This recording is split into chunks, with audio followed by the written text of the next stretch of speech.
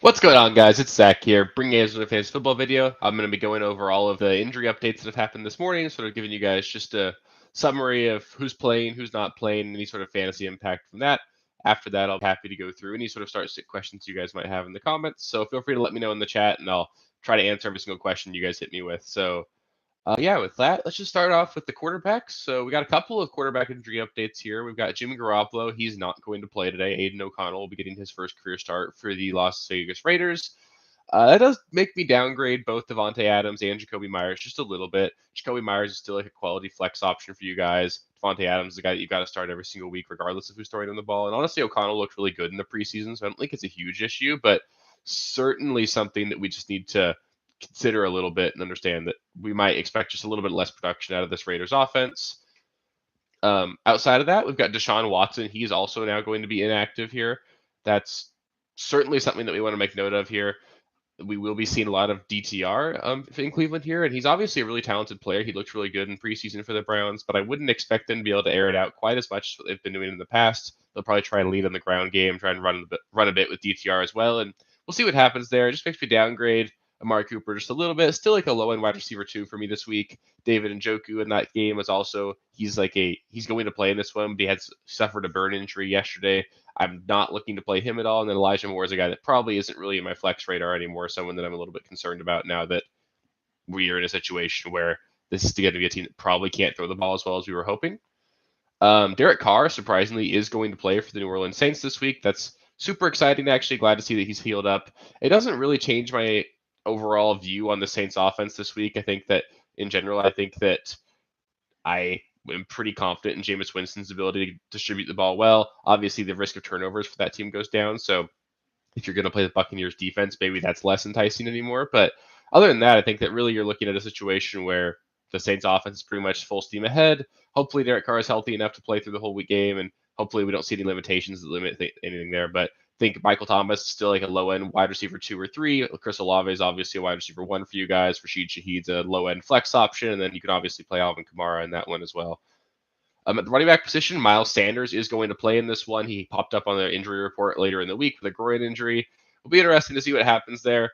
I think that he's probably going to be able to play the whole game. Should be okay. Should be good to go. But I would expect to see a slight decrease in snaps for him this game. Might be looking at a situation where we see Chuba Hubbard get a little bit more involved, especially in a game where the Panthers are probably going to find themselves down quite a bit. I think Chuba Hubbard could be like a sneaky deep league flex play if you need to use him.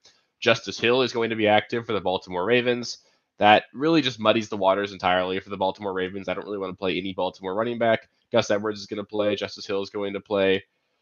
It's going to be pretty interesting to see what happens there in that Baltimore backfield, but I really don't want to play any of those guys unless they end up making a move for Jonathan Taylor or somehow one of them ends up showing off and actually emerges and takes that role.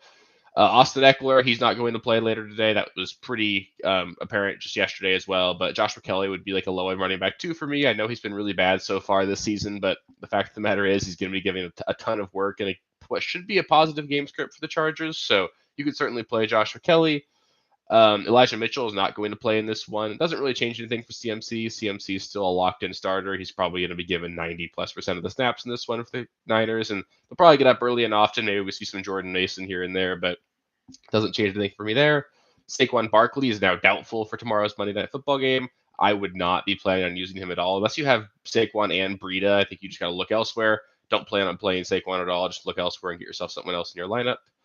At the wide receiver position, we've got a lot of inactives here. We've got Odell Beckham Jr., Rashad Bateman, both being out for the Baltimore Ravens. Makes Zay Flowers like a low-end wide receiver 2 for me, even against a tough Browns defense. Treylon Burks is out in this one. Doesn't really change my opinion on DeAndre Hopkins much, but I think that you could use Chig Okonkwo as like a streaming option at the tight end position if you need to this week.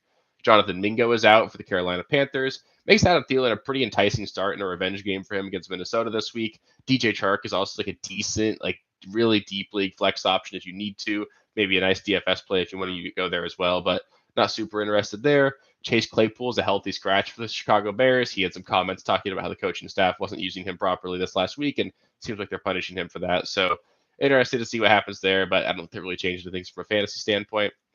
Marquise Brown, he had popped up on the injury report later in the week with a finger injury. He's expected to play today. I think he's like a low-end wide receiver 2, a flex play for you guys this week.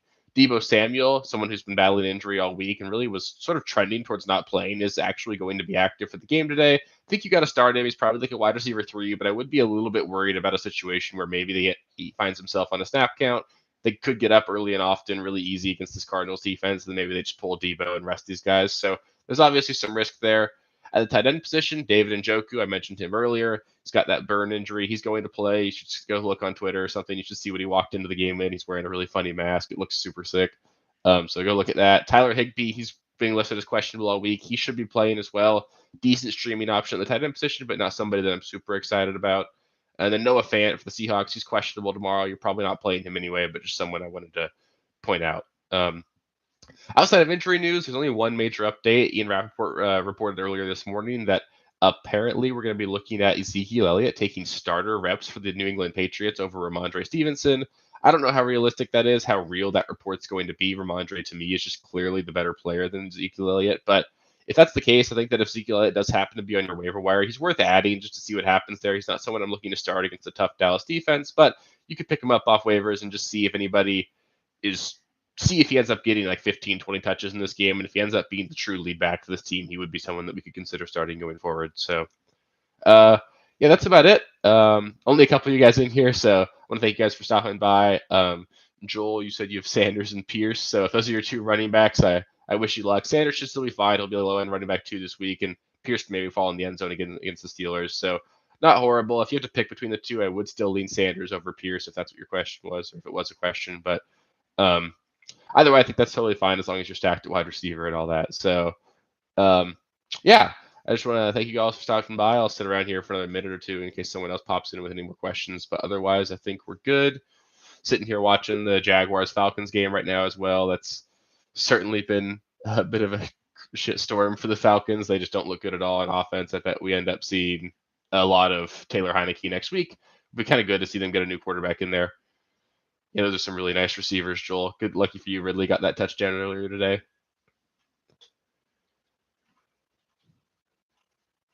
Cool. Yeah, it's a really good team, Joel. Hopefully Andrews gets going as well. Awesome. So yeah, I want to thank you guys for stopping by. Good luck this week. If you guys have any last second start sit questions, feel free to let me know in the comments as well. Comment on the video. I'll be happy to get back to you before the game starts. So thank you guys for stopping by, and good luck this week. Go get some wins.